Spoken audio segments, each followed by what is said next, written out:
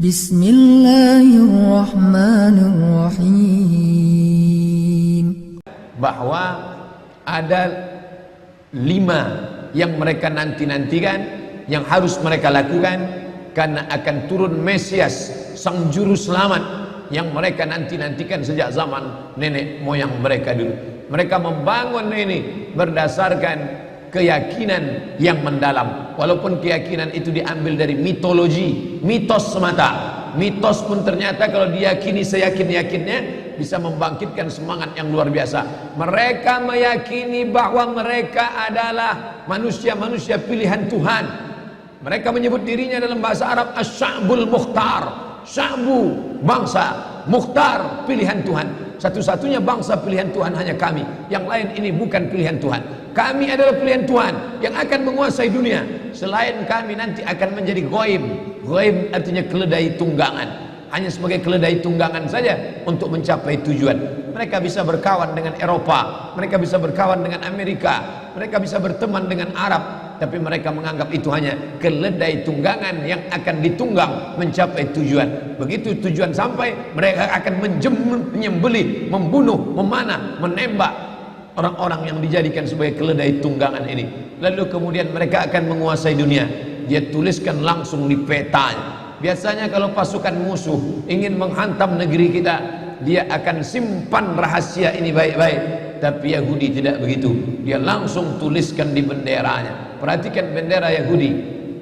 Kain berwarna putih, ada garis biru di atas, satu garis biru lurus di bawah, dengan bintang segi 6 di tengah. Apa makna simbol ini? Ini penuh dengan makna. Garis biru di atas Sungai Nil, garis biru di bawah Sungai Efrat. Itu adalah batas kerajaan yang akan mereka dirikan. Sungai Nil di atas, Sungai Efrat di bawah. Artinya mereka akan menguasai Asia, Afrika. Sungai Nil Afrika Utara, Mesir. Sungai Efrat Asia, Irak. Mereka akan membuat negara Greater Israelian yang disebut dengan Israel Raya, Israel Agung, yang batasnya dari 2 sungai, Sungai Nil dan Sungai Efrat. Oleh sebab itu jangan heran ketika kedutaan Yahudi, kedutaan Israel ingin dibuka di Kairo, dia tidak mau membuat kedutaan Israel di dalam bagian Sungai Nil, tapi dia ingin buat di luar. Orang yang tidak memperhatikan ini biasa-biasa saja, tapi bagi yang memperhatikan, dia tidak mau buat di dalam, karena dia menganggap kalau kami buat kedutaan di dalam, berarti ini memang sudah war negeri kami. Orang akan membuat kedutaan di luar negerinya, bukan di dalam negerinya. Maka antara Sungai Nil dengan Sungai Efrat, dia buat kedutaan di luar, karena dia ingin menunjukkan inilah negeri kami. Secara pikiran dia sudah mengatakan Mesir adalah negeri kami, hanya belum masanya saja. Maka dari mulai Mesir sampai ke Irak, hitung berapa negara: Yordania, Palestina, Suria, Lebanon, Irak, Saudi Arabia sebagian, Sudan, dari mulai Afrika Utara sampai ke Asia. Itu adalah negeri-negeri kami, negeri yang dijanjikan oleh Tuhan. Ardul Mau'un, negeri yang dijanjikan kalian akan kembali ke sana. Menurut mitologi, mitos, pikiran mereka. Tapi mereka meyakininya. Mereka meyakini akan turun Nabi terakhir, Mesias, yang dijanjikan oleh Tuhan mereka. Tapi Mesias itu tidak mau turun sebelum dia melihat ada 5 perkara. Ada 5 hal yang ditunggu, barulah Mesias itu turun. Dan mereka menyiapkan itu dengan persiapan yang sematang-matangnya. Yang pertama, Mesias baru mau turun kalau seluruh Yahudi kembali ke bumi yang dijanjikan. Dan mereka betul-betul kembali ke bumi yang dijanjikan itu. 1946 mereka berusaha sekuat mungkin, bagaimana supaya kita bisa kembali. Yang penting balik kampung, yang penting kita balik ke negeri kita, karena Mesias tidak mau turun kalau kita tidak bisa kembali. Berusaha sekuat tenaga, jumpai sultan-sultan Islam yang bisa dibeli, tapi umat Islam tidak bisa dibeli. Iman mereka terlalu mahal untuk dibeli. Mereka sudah menjual nyawa mereka, diri mereka dalam kuasa Allah Subhanahu wa taala, karena mereka yakin innallaha ashtara minal mu'minin, Allah sudah membeli dari orang mukminin amwalahum, harta mereka, wa anfusahum, nyawa mereka, bi anna lahumul jannah, mereka sudah dibeli dengan surga. Nyawa yang ada dalam dirimu bukan milikmu, hartamu, mobilmu, rumahmu bukan punyamu. Itu semua punya Allah. Sudah lama dibeli Allah. Sebelum kau lahir ke dunia sudah dibeli Allah. Dibeli dengan apa? Dengan surga. Barang yang sudah dijual tidak boleh dijual dua kali. Diri yang sudah dijual kepada Allah, harta yang sudah dijual kepada Allah, maka tidak boleh dijual lagi kepada manusia. Raja-raja, sultan-sultan Islam tidak mau menjual, tapi mereka licik. Mereka gunakan anak bangsa umat Islam yang kulitnya sama dengan kita, yang wajahnya sama dengan kita, yang bahasanya sama dengan kita. Mustafa Kemal Atatürk bukan orang Yahudi, bukan orang kafir, orang Islam. Bahasanya bahasa Turki, wajahnya wajah Turki, tapi dia yang menggulingkan kesultanan Turki. 1924 berakhir khilafah Islamiyah, lemah umat Islam. Di saat itulah mereka mengambil, mencaplok, lalu kemudian akhirnya mereka kembali beramai-ramai. Mengapa mereka kembali ke tanah yang tandus ini? Bukankah mereka sudah hidup nyaman enak di Eropa, Inggris, Prancis, Belanda, Jerman? Hampir di setiap negeri ini ada Yahudi. Kenapa mereka mesti kembali? Karena mereka meyakini ini adalah tanah yang dijanjikan oleh Tuhan. Mereka menyebut nenek moyang mereka itu Israel. Isra artinya hamba, El Tuhan. Israel hamba Tuhan, hamba pilihan Tuhan. Tapi Israel punya makna lain. Isra musari El lillah. Israel musari lillah, orang yang pernah bergulat dengan Tuhan. Kata mereka, nenek moyang kami itu hebat. Kita mengatakan nenek moyang orang Melayu hebat, nenek moyang orang Makassar hebat, bisa mengendarai samudra yang luas, bisa diseberanginya dengan perahu pinisi. Nenek moyang orang Minangkabau hebat, kami para perantau hanya sebatas itu saja. Mereka di atas itu lagi, nenek moyang kami hebat. Apa hebatnya? Pernah bergulat dengan Tuhan dan Tuhan kalah. Tuhan kalah ketika bergulat dengan nenek moyang kami.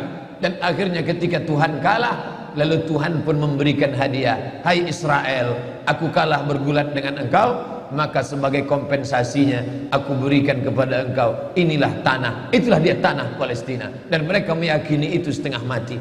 Ustadz ngomong begini sumbernya dari mana? Judul bukunya Ad-Diyanah Al-Yahudiyah, Tarikh Ad-Diyanah Al-Yahudiyah, sejarah agama Yahudi, ditulis oleh seorang penulis ulama besar Mesir, pakar Yahudi, penerjemah Abdul Somad. Kebetulan saya menerjemahnya tahun 2009. Sampulnya warna hitam. Bagi jamaah yang ada di Jakarta, harap segera cari buku ini, yaitu diterbitkan oleh Pustaka Al-Kautsar Jakarta. Artinya mereka dengan keyakinan yang penuh, kami adalah hamba-hamba bangsa-bangsa pilihan Tuhan. Itulah mengapa mereka ramai-ramai. Orang berpikir heran, apa yang mereka kejar ke Palestina? Andai ada orang ingin merebut Irak, masuk akal. Merebut Irak karena banyak sumur-sumur minyak. Andai ada mau ekspansi ke Kuwait, masuk akal, karena sumur minyak di Kuwait banyak. Kenapa kembali ke Palestina? Ada apa? Tanah yang tandus, tanah yang kering kerontang. Mereka ingin membuat sebuah negara dengan keyakinan akan turun Mesias, sang juru selamat yang dijanjikan oleh Tuhan, dengan syarat orang-orang Yahudi mesti kembali ke negeri yang dijanjikan Tuhan. Yang kedua, Mesias sedang menunggu. Mesias melihat ke bawah. Kalau dia tengok di bawah masih banyak gurun pasir, dia tidak mau turun. Dia ingin melihat hijau. Kalau sudah dibentang karpet hijau, baru dia turun ke bawah. Maka yang dimaksud dengan hijau itu adalah ditanami tanaman-tanaman hijau, penghijauan yang luar biasa. Dan ketika Israel masuk ke Palestina, mereka ambil tanah itu, mereka hancurkan rumah orang Islam, mereka buat tembok panjang. Penjara terbesar dan terpanjang di dunia adalah Palestina. Mereka kurung orang Palestina. Mereka buat tembok beton yang tinggi, panjangnya 700 km lebih. Dari Pekanbaru kita lihat, Anda menuju Medan Sumatera Utara 600 km. Mereka membuat tembok tinggi 700 km. Bayangkan, umat Islam terisolir dan mereka tanami hijau-hijau. Makanya Allah berkuasa. Allah mau tunjukkan kuasa. lalu Allah buat tanaman hijau itu menyala dalam pokok yang hijau itu menyala beberapa bulan yang lalu. Heran orang, Allah mau menunjukkan kekuasaannya. Kalian tidak mau tolong Palestina, aku yang akan menolongnya. Tanaman yang hijau yang mereka tanam itu tiba-tiba terbakar. Tidak ada yang bisa mematikannya. Sampai-sampai reporter wartawan Amerika mengatakan tidak ada yang bisa mematikan kebakaran ini kecuali Tuhan, karena Dia yang membakarnya. Bapak Ibu yang dimuliakan Allah Subhanahu wa taala, tanaman apa yang mereka tanam?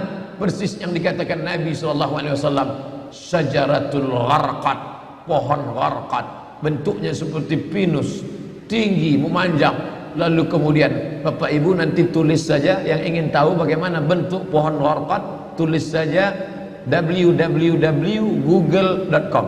Lalu tulis di sana alif lam ghain ra qaf dal al gharqad, enter, muncul gambar pohon gharqad. HP saya tak bisa tulis Arab Pak Ustaz, belum masuk Islam. Cara mengislamkannya Play Store, klik. Setelah buka Play Store, pilih Arabic Keyboard. Setelah keluar Arabic Keyboard, pilih Arabic Smart Keyboard. Smart Keyboard Arabic. Habis itu setupkan ke HP. 5 menit, geser, langsung berubah, bisa tulis Arab. Alif, lam, ghain, ra, qaf, dal. Enter, pilih image, muncul gambar pohon gharqad. Gimana? Sudah nampak? Tak keluar Pak Ustaz. Loh, kenapa? Paket tak ada. Sekarang mudah belajar. Dulu kami sekolah ketika mau tahu gimana pohon sidir, kalau mau memandikan jenazah, ambil beberapa helai daun sidir, lalu digiling, dimasukkan ke air. Gimana pohon sidir Ustaz? Pohon sidir kata Ustaz. Sekarang mudah saja, tinggal tulis sin dal ra, sidir, enter. Pohon bidara kata kita, enter image, nampak, oh ini gambarnya. Teknologi canggih memudahkan kita. Pohon gharqad kata Nabi, kalau bersembunyi dia di belakang pokok kayu, pokok kayu akan berkata, ini Yahudi di belakangku, bunuhlah. Kalau bersembunyi dia di belakang batu, batu akan berkata, ini ada Yahudi, bunuhlah. Tapi kata Nabi, ada satu pohon yang tidak mau menunjukkan dia. Ini pohon mereka kata Nabi. Apa itu? Syajaratul gharqad, pohon gharqad. Subhanallah, Masya Allah. Apa yang dikatakan Nabi dulu terwujud sekarang. Mereka tanam pohon gharqad ini sebanyak-banyaknya. Ketika saya sampai ke Rafah, Mesir, Palestina, sampai perbatasan Mesir Palestina, ada satu kota bernama Rafah. Rafah dibagi dua, Rafah Palestina, Rafah Mesir. Di tengah kota Rafah, di batas perbatasan, kawat duri panjang yang dipasang dengan voltase listrik bertegangan tinggi. Siapa saja yang menyentuhnya akan terbakar mati. Tak ada orang berani mendekat. Tapi kawat-kawat duri itu kita bisa melihat rumah-rumah saudara kita di Palestina dan nampak hijau. Lalu gaib penunjuk bertanya ke kami, coba tengok pohon yang hijau itu. Pohon apa itu? Pohon apa ya? Itulah pohon gharqad yang dikatakan Nabi SAW. Mereka tanam sebanyak-banyaknya karena mereka meyakini bahwa Mesias akan mau turun kalau sudah dia tengok hijau. Seperti kita kalau pesawat mau mendarat di airport Sultan Syarif Qasim II airport, Anda akan, ladies and gentlemen, all our passenger, para penumpang pesawat airlines, kita akan mendarat. Begitu kita melihat riau hijau, tapi hijaunya bukan pohon gharqad, pohon gotah sama pohon sawit. Begitu juga kalau kita mau mendarat di Batam, kita lihat hijau ke bawah. Begitu jugalah Mesias akan turun ke bawah kalau dia melihat sudah hijau semua, karena mereka meyakini, amat sangat meyakini itu. Mereka menanam pohon gharqad itu. 3. Kapan Mesias akan turun? Mesias akan turun kalau Babilonia dibantai terus. Makanya mereka punya program bantai Babilonia, hancurkan Babilonia. Kenapa mereka marah dengan Babilonia? Karena Raja Babilonia pernah menghancurkan kekuasaan mereka. Raja Babilonia yang mereka maksud adalah Nebukadnezar. Nebukadnezar Raja Babilonia menghancurkan kerajaan nenek moyang mereka. Mereka punya dendam kesumat yang luar biasa. Salah satu sifat Yahudi, dendam kesumat yang tak pernah mati, walaupun sudah terjadi ratusan tahun, ribuan tahun lalu, tetap anak cucunya sekarang dendam. Hantam Babilonia, hantam Babilonia, karena Babilonia negerinya Nebukadnezar, anak cucunya mesti dihancurkan. Mana Babilonia itu? Babilonia adalah Irak. Makanya setiap naik presiden Amerika yang didukung oleh Yahudi, mereka akan membantai Babilonia, Irak. George Bush naik, apa yang dilakukan George Bush? Membantai Irak. George Bush Junior, anak George Bush naik, apa yang dilakukan George Bush Junior? Membantai Irak. Naik Obama, apa yang dilakukan Obama? Membantai Irak. Kenapa yang sekarang ini, siapa namanya? Donald Trump. Payah ingat nama orang kafir. Kenapa Donald Trump tak membantai Irak? Karena Irak sudah hancur babak belur, tak perlu lagi dibantai. Sumur-sumur minyaknya sudah punya kita. Negeri itu sudah menjadi negeri boneka, hancur lebur. Saddam Hussein barulah orang paham. Dulu kita terikut-ikut dengan kata-kata mereka di Reuters. Saddam Hussein raja yang zalim, Saddam Hussein orang yang jahat, Saddam Hussein. Tapi begitu Saddam Hussein digantung, apa kata dia di tiang gantungan? Allahu Akbar, patah lehernya, mati Saddam Hussein, meninggal dunia. Sekarang orang baru sadar, ternyata Saddam Hussein menyelamatkan negeri itu daripada orang-orang yang jahat. Sekarang apa yang terjadi? Saudara kita yang beberapa bulan bersama kita di Masjid Raya Senapelan, kalau Bapak ingat, ayahnya, anaknya, ibunya, adik-adiknya tak sanggup lagi tinggal di Baghdad. Kenapa? Kami dibantai oleh Syiah, kami dibantai oleh Amerika, kami sampai lari mendapatkan suaka politik. Sampai hari ini masih ada sebagiannya tinggal yang Sunni, yang Syiah dengan berbagai macamnya. Apa maknanya? Mereka membantai Babilonia. Lalu orang mengatakan ini kan ekspansi politik, ini kan karena sumur minyak. Ada betulnya, tapi lebih daripada itu adalah mereka memiliki keyakinan yang luar biasa bahwa Mesias akan datang kalau Babilonia dihancurkan. Ustadz baca analisa ini dari mana? Kami belajar buku ini 6 bulan di Al-Azhar, satu mata kuliah, dan saya paling suka mata kuliah ini karena mengaitkan antara ayat Al-Quran dengan hadis Nabi. Kalau kita suka mata kuliah itu, kita ingat isinya, kita ingat orang yang mengajarnya. Saya masuk Al-Azhar 1998, hari ini 2017, 19 tahun yang lalu. Kalau saya pejamkan mata saya, masih ingat saya Syekh Dr. Fargallah yang mengajarkan mata kuliah ini. Dengan semangat dulu dia di lokal mengatakan, anak-anakku sekalian, beginilah mereka akan menguasai umat Islam, negeri Palestina. Semangat Syekh Fargallah. Saya tak tahu apakah dia masih ada atau tidak, tapi pahala akan tetap mengalir baik beliau hidup maupun sudah meninggal dunia. Kenapa? Saya sampaikan kepada Bapak Ibu sampaikan kepada anak menantu, sahabat, kerabat, tetangga, mengerti keadaan kita zaman sekarang. Jangan sampai dikatakan Palestina bukan urusan kita. Ini kan masalah politik. Indonesia ya Indonesia, Palestina ya Palestina. Antum tidak mengerti masalah dunia. Palestina adalah masalah umat Islam. Subhanalladzi asra bi'abdihi, maha suci Allah yang sudah memperjalankan hambanya minal masjidil haram, dari masjidil haram ilal masjidil aqsa, masjidil aqsa, masjidil aqsa Palestina. Kita yang tertulis dalam kitab suci kita bahwa kita punya ikatan emosional, kenapa kita tidak yakin itu? Yahudi ajarannya dibuat-buat, ajarannya mitos, tapi mereka punya keyakinan yang luar biasa. Mereka rebut negeri itu, mereka kuasai, mereka hancurkan negeri musuh. Atas dasar apa? Keyakinan bahwa Mesias akan datang. Yang kelima, apa yang mereka lakukan untuk Palestina? Mereka meyakini ada Temple of King Solomon, tempel, kuil King Solomon, Raja Sulaiman. Datang pula orang Indonesia latah, dikatakannya Sulaiman ini kerajaannya bukan di Palestina, di Yogyakarta, Sleman. Kata dia, King Solomon itu punya tempel kuil, dan Temple of King Solomon letaknya pas di bawah Al-Masjidil Aqsa. Apa maknanya? Mereka mengeruk setiap hari bulldozer, traktor, ekskavator, terus mengeruk keliling Masjidil Aqsa. Mereka ingin meruntuhkan Masjidil Aqsa. Tulis Temple of King Solomon, enter, pilih image, tampak gambar, replika. Inilah kerajaan Sulaiman yang ada di bawah Masjidil Aqsa. Akan mereka naikkan. Mereka sudah bangunkan rumah kecil replikanya, seperti orang Riau membuat rumah replika, rumah Melayu Kampar, rumah Melayu Siak, rumah Melayu Bengkalis. Di mana rumah itu? Di Purna MTQ.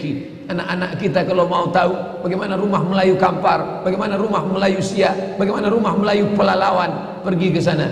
Sebagiannya ada, sebagian tak ada, entah kemana perginya. Tapi mereka membuatkan itu. Inilah dia replika kerajaan Temple of King Solomon. Artinya apa?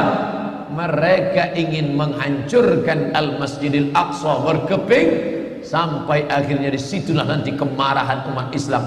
Entah marah entah tidak, melihat gayanya tak marah. Mau kalian hancur-hancurkanlah. Banyak lagi urusan kami sibuk dengan ini. Tapi akan ada hamba-hamba Allah. La tazulu fi ummati ta'ifatun min ummati. Akan tetap ada sekelompok umatku yang memperjuangkan agamaku, kata Allah Subhanahu wa ta'ala. Yang terakhir, yang kelima, akan turun Mesias. Kapan itu terjadi? Ketika terjadi perang besar. Sebetulnya dalam agama Islam sudah dituliskan yang dimaksud dengan Mesias itu siapa. Kata Imam Al-Hafiz Ibnu Hajar Al-Asqalani dalam Fathul Bari, yang dimaksud dengan yang dinanti-nanti mereka itu adalah Dajjal. Dajjal itulah sesungguhnya yang sedang mereka nanti. 70,000 Yahudi wara'ad Dajjal. Ada 70.000 Yahudi yang akan berada di belakang Dajjal ketika dia turun nanti. Makanya tiap hari, tiap petang kita berkata, Allahumma inni a'udzubika min adzabi jahannam wa min adzabil qabri wa min fitnatil mahya wal mamat wa min syarri fitnatil masihid Dajjal. Dajjal itulah yang sedang mereka tunggu. Dajjal itulah yang sedang mereka nanti-nantikan. Kita menantikan kedatangan, dia pun juga menantikan akan kedatangannya. Bedanya apa? Mereka meyakininya dengan semangat mereka luar biasa. Mereka bangkit. Umat Islam percaya. Padahal tiap hari dia katakan sebelum salam, Allahumma inni a'udzubika min adzabi jahannam wa min adzabil qabri wa min fitnatil mahya wal mamat wa min syarri fitnatil masihid Dajjal. Tiap hari dikatakan, tiap hari diucapkan. Tapi dalam hati, betul tak Dajjal ini datang? Entah iya entah tidak. Mereka yakin Dajjal akan datang, tapi mereka katakan itulah pemimpin kami, itulah Tuhan kami, itu adalah jelmaan daripada Tuhan kami, itu yang akan menghancurkan dunia, dia akan menjadi panutan kami. Kita berkata itu musuh kami, tapi kita pun ragu entah musuh entah tidak. Oleh sebab itu kita minta ampun kepada Allah atas kurangnya iman kita. Subuh ini kita bangkitkan semangat kita, tapi yang datang kepada, kenapa Allah tidak menolong? Katanya Allah itu maha kuasa. Cukup dia teriakkan saja, malaikatnya satu berteriak, pecah gendang telinga orang Yahudi, mati. Cukup dia tiupkan angin sejuk, terhirup, mati. Kenapa tidak dia matikan saja Yahudi itu? Datang Syekh Muhammad Jibril, Syekh Dr. Muhammad Jibril, Syekh Profesor Dr. Muhammad Jibril, dosen tafsir Al-Azhar. Kami undang, mahasiswa Indonesia mengundang di waktu di Mesir dulu kuliah. Lalu saya tanya, Assalamualaikum Syekh. Ya, kaum Ad binasa, kaum Samud binasa, kaum Midian binasa, kaum Iram binasa, kaum Fir'aun binasa. Kenapa Allah tidak membinasakan Israel ini? Senyum Syekh Muhammad Jibril. Apa kata dia? Ya beni, anakku, seandainya Allah membinasakan Israel ini, lalu apa yang tersisa untukmu? Ditunjuknya saya. Seandainya Allah membinasakan Israel ini, lalu apa yang tersisa untukmu? Terdiam saya. Allah sengaja sisakan ini sebagai medan jihad kita menolong agama Allah Subhanahu wa ta'ala. Masjid An-Nur sudah berperan untuk menolong agama Allah dengan mendatangkan imam-imam dari Palestina. Mereka lah yang bercerita tentang keadaan ini. Kalau mereka yang bercerita, tentu Bapak Ibu lebih percaya, karena hidung mereka lebih mancung, jambangnya lebih tebal, dan mereka asli orang Palestina. Maka mereka datang. Maka sebelum Ustadz Somad mengakhiri tausiah 15 menit, tolong beri kesempatan. Maka kita ada waktu lebih kurang 20 menit. Syekh Abdurrahman yang di sana Abdurrahman Awaji dari Madinah, yang di sini Abdurrahman Syahin akan menjelaskan tentang Palestina ini. Itu yang dapat saya sampaikan subuh ini. Mudah-mudahan ada manfaatnya. Ini sampai penjelasan dari saya. Nanti Syekh Abdurrahman akan menjelaskan tentang Palestina. Lalu kemudian kita salat sunat isyraq. Setelah itu tetap normal seperti biasa. Kita akan tanya jawab. Terima kasih. Mohon maaf segala kesilapan. Wassalamualaikum warahmatullahi wabarakatuh.